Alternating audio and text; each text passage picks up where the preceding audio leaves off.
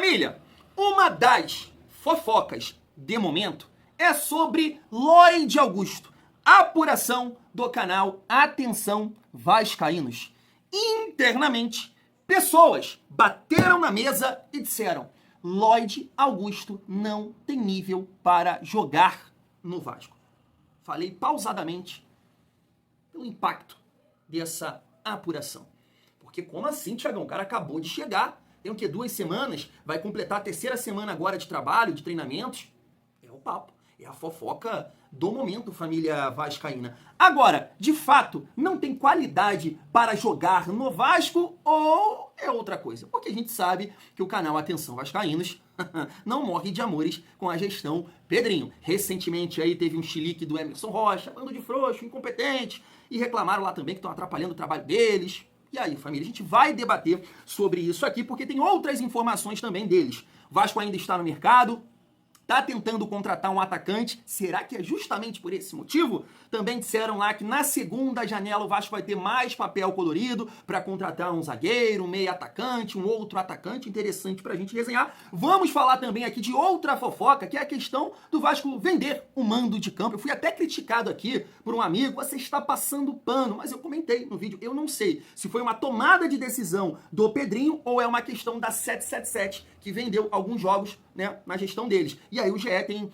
uma matéria sobre isso pra gente ler juntos aqui e entender um pouco mais. Vamos projetar também aí o jogo contra o Santos, entender aqui a provável escalação que o Caixinha está trabalhando para encarar o nosso Vascão. Então chega aí, vou destacar aqui também alguns comentários que eu coloquei aqui no vídeo de ontem, né, a minha escalação para enfrentar o Santos. Inclusive coloquei o Lloyd Augusto no time titular e a galera falou: Thiagão, pelo amor de Deus, não joga nada. Então chega aí que tem muita resenha nessa segunda-feira. Mas antes, aquela moral. Se não for inscrito aqui no canal Vasco em Família, se inscreve, deixa o like e ativa o sininho para não perder os próximos vídeos. Vamos seguir a nossa resenha e destacar aqui essa informação. Que é isso, hein? Depois de tanto tempo, o Vasco volta a jogar uma competição internacional. Tá aí, ó, informações sobre ingressos para Melgar e Vasco. Tá aqui também a arte. É isso, família. Vamos começar aí a nossa trajetória nessa competição, enfrentando o líder, né, do campeonato peruano. Então é essencial a gente começar muito bem,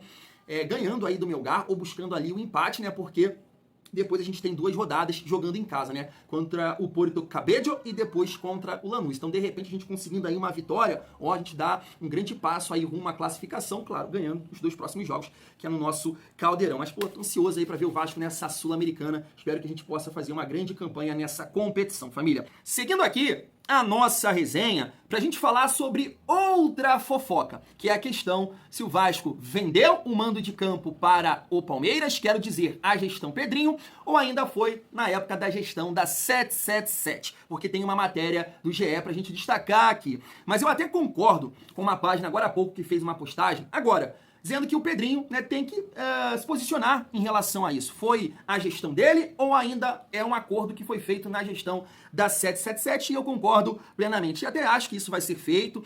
O Vasco também tem que apresentar o Lloyd, coitado do cara aí, só o Lloyd que não foi apresentado, Nuno foi, Garré, agora falta o Lloyd. Então, de repente, nessa coletiva de apresentação, a galera fala alguma coisa, né, sobre isso aí. Mas assim, família, até destacando aqui, né, um amigo, considera aqui, meu amigo, a família vascaína, que comentou assim, ó, nesse vídeo que eu pontuei: poxa, é uma questão do Pedrinho? Foi ele que vendeu? Ou ainda é um acordo, né, feito da gestão da 777? Porque eu lembrei disso. Uma informação, agora eu não lembro a fonte, falando, acho que foi até o GE mesmo, falando que o Pedrinho fez um acordo com tal empresa para não, né, jogar todos os jogos nesse ano de 2024, pensando também no lado técnico, né? Então eu falei, poxa, deve ter um outro jogo aí pro Vasco pagar essa resenha. E aí o amigo me perguntou, que eu tava nessa dúvida. Aí ele falou assim, ó: você defende isso também?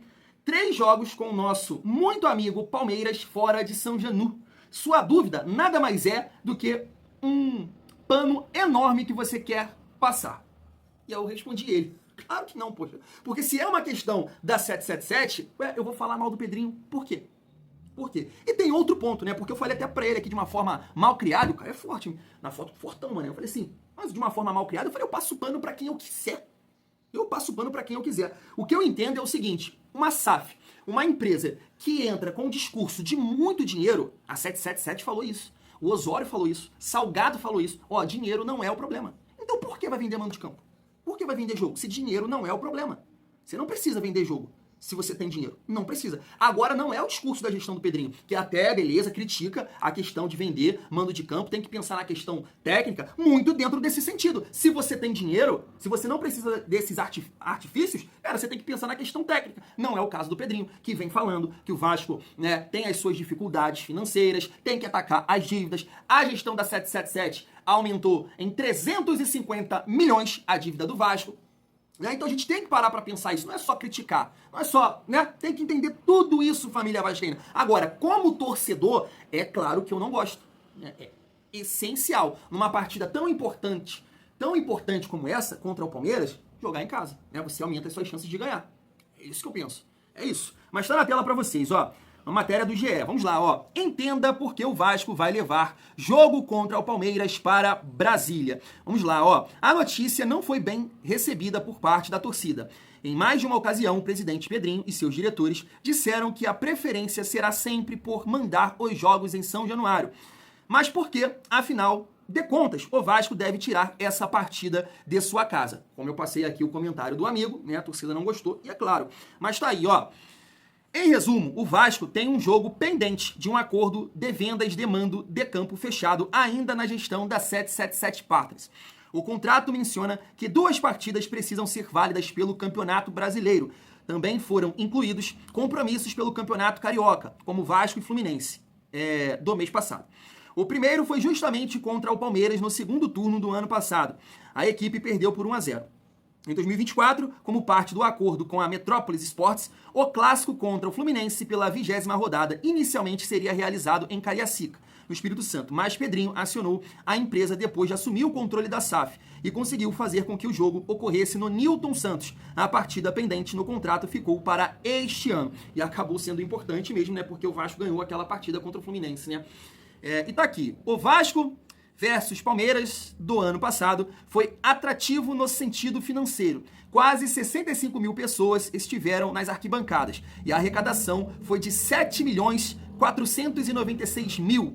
Como as torcidas são amigas, o risco de haver brigas é muito pequeno. Por isso, o clube e a empresa concordaram em repetir a dose nesta temporada. Então tá aí, família. Mas aí eu não sei a fonte, vocês podem até me ajudar. Comentaram que o Vasco vendeu esse mando de campo para o Palmeiras e os valores aumentaram em relação a 777. Então a gente não sabe, então a gente espera esse posicionamento aí da gestão Pedrinho. E eu acho que a minha dúvida não é uma questão de passar pano, é realmente de ter um entendimento para depois criticar. É que muita gente critica antes de entender toda a situação, né? É o que eu falo aqui, a galera do Chilique, com todo respeito.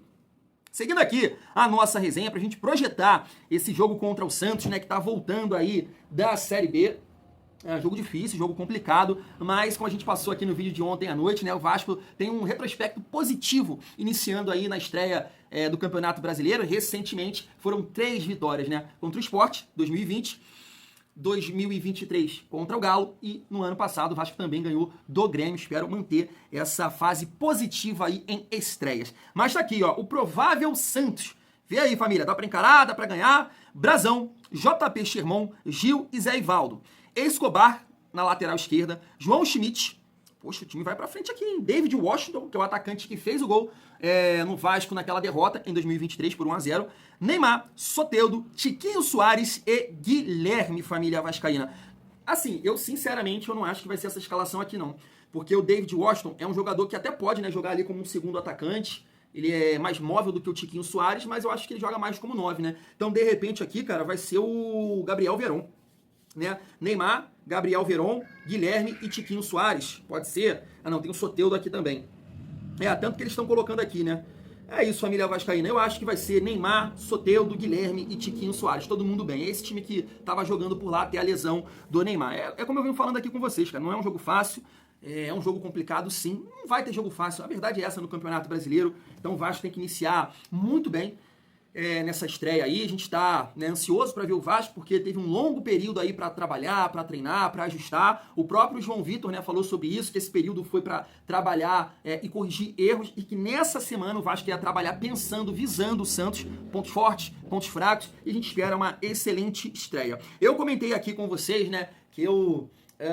na verdade, comentei com vocês, resenhei com vocês aqui ontem, né, falando, ó, esse seria meu time para a estreia do Campeonato Brasileiro. E aí o meu amigo Ayrton botou aqui o time dele, ó, tá aí na tela para vocês. Léo Jardim, Lemos, João Vitor e Piton. PH, acha que ele botou Hugo Moura, Paulinho, Tietê, Nuno, Verrete e Pumita.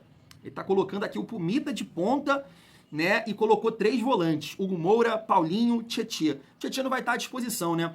O meu amigo aqui, Juninho, concordou com a minha escalação, mas deixaria o Coutinho no banco e botaria o Garré de titular de meio armador. O meu amigo aqui, ó, Oberdan, botou aqui, Lloyd de titular, você tá louco, Thiagão. Nem na minha pelada ele joga, né? É isso. Teve um amigo aqui também que falou assim, ó, testaria o Freitas no lugar do Piton. É isso, né? Para ajustar ali o sistema defensivo, e a cabeça de área ele botou aqui, ó, Hugo Moura e Jair. Paulinho, 3 volantes, cara, é uma possibilidade, mas eu acho que jogando em casa, né? A gente tem que ter um jogador mais criativo, podemos dizer assim, é o Coutinho ou o Garré, né? Dependendo aí da condição física do Coutinho. Mas o gancho aqui, família, é a questão, né, do Lloyd Augusto. A gente vai trocar uma ideia sobre o Lloyd Augusto também, antes dessas informações aqui, né? Não, primeiro eu vou destacar aqui, quero dizer, essas informações. Tá aí, ó. Vasco ainda busca um atacante para essa janela doméstica. Informação do canal Atenção Vascaínos. E tá aqui, né? Ontem eu até vi em outro lugar que o Vasco poderia tentar novamente a contratação do Palácios do Galo. E aí me parece que o canal entrou, Atenção Vascaínos entrou em contato com algum diretor lá do Galo, e eles responderam o seguinte, ó, não há nenhuma chance, disse o jornalista que complementou a fala do dirigente sobre a vinda do atacante para o Vasco. Então tá aí, Palácios é carta fora do baralho. O Galo quer contar com esse atleta, até porque vendeu lá um jogador, o Alisson, para o Shakhtar Donetsk. E família, informação do jornalista Lucas Tanaka, que cobre o Galo, ele disse, né, que o jogador não estava afim de jogar no Vasco, ele queria permanecer, queria lutar lá para ter mais oportunidades, assim como foi o Maurício Lemos no ano passado. E tem essa daqui também, né? Vasco tem algumas certezas na próxima janela, que terá um que terá um investimento maior. E aí para atacar algumas posições. Zagueiro, meio-campo e um atacante.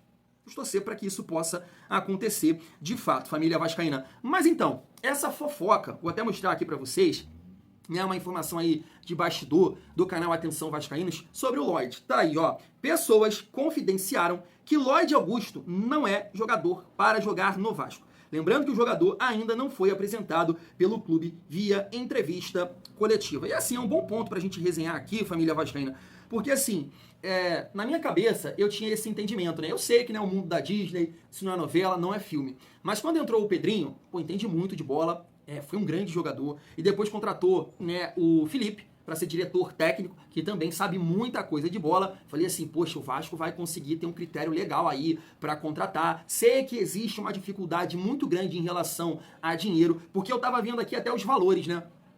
O Vasco me parece que pagou 9 milhões no Lloyd, arredondando 15 no Garré e quase 20 no Nuno. Me corrijam aí se eu estiver errado. Quase 20 no Nuno. Então, assim, quando você pega, por exemplo, um Luiz Henrique, que chegou aqui no Botafogo e, né, foi o rei da América, foi um cara protagonista, você pega o Almada também, né, que fez chover aqui no futebol brasileiro, você vê uma disparidade muito grande, né, de investimento. Palmeiras, né, o que pagou pelo Paulinho também, então o Vasco não tá podendo, né, o que o Botafogo pagou pelo Arthur, por exemplo, que nem tá rendendo, mas a gente entende que é um jogador mais testado, mais rodado e que pode render com a camisa do Botafogo. Então eu entendo que o Vasco, na situação financeira que se encontra e com as dificuldades que teve no mercado, né, não conseguiu contratar o Bruma, que juntando tudo isso aí, né, esses jogadores, eu acho que daria ali o valor do Bruma ou do próprio Brian Rodrigues, amigos, né, o próprio Marcão faz live aqui com a gente, falou, Thiago, Brian Rodrigues seria um excelente reforço, assim como o Bruma. Eu não conheço nenhum dos dois, né? Então o Vasco apostou aí no Nuno, que estava fazendo um grande campeonato português, no Garré e no Lloyd. Então tem aí essa galera, segundo o canal Atenção Vascaínos, dizendo que o Lloyd Augusto não é jogador para Vasco. E isso realmente preocupa, já que o Vasco errou demais na contratação do Jean Davi no ano passado. Mas o ponto é, a contratação do Lloyd Augusto, eu até entendo, porque ele tem características que batem com a necessidade do Vasco, com as necessidades do Vasco. Quer ter um jogador veloz, um jogador para ajudar defensivamente, bom no 1 contra 1. Pelo menos é isso que a gente viu nos vídeos, né? Habilidoso, tem o drible. Deu pra ver também em alguns momentos, né, no jogo ali contra o Nova Iguaçu, tentou alguma gracinha também no jogo, né, contra o Flamengo. Então eu consigo entender a contratação desse atleta pela questão física, né? A do Jean Davi eu não consigo, porque é um jogador com sérias limitações e não consegue, né, dentro do time do Vasco, que tem essa dificuldade física, acrescentar, ajudar, ainda mais na beirada de campo. Então assim, família vascaína, é complicado, né, até pela questão que a gente levantou aqui na época, né, pegaram aí, acho que foi o Scout Vasco, números do Serginho, mesma quantidade de jogos, e do Lloyd, os números do Serginho eram melhores.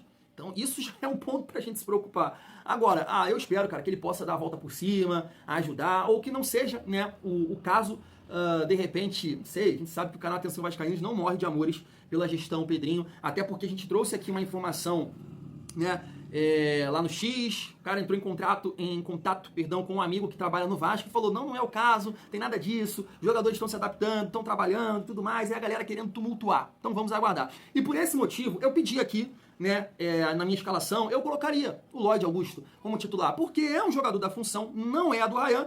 Cara, e se é pra testar, tem que testar agora. No início, como titular, Thiagão, vamos ver como ele se sai. Porque é um jogador que, dentro das características dele, pode auxiliar muito bem, né? O Verratti, que é você chegar no fundo, fazer o cruzamento, ele tem essa habilidade, ele bate bem na bola, ele faz bons cruzamentos. Pelo menos isso, né, nos vídeos que a gente assistiu dele com a camisa lá do time da Turquia, é uma realidade, bate bem na bola pra fazer esse cruzamento pro nosso centroavante, que é muito bom nesse fundamento. Então pode ser uma possibilidade. Agora, viu que não dá, é um Emerson Rodrigues piorado, melhorado, irmão, aí é realmente difícil. Aí você, né, vai ter que fazer o quê?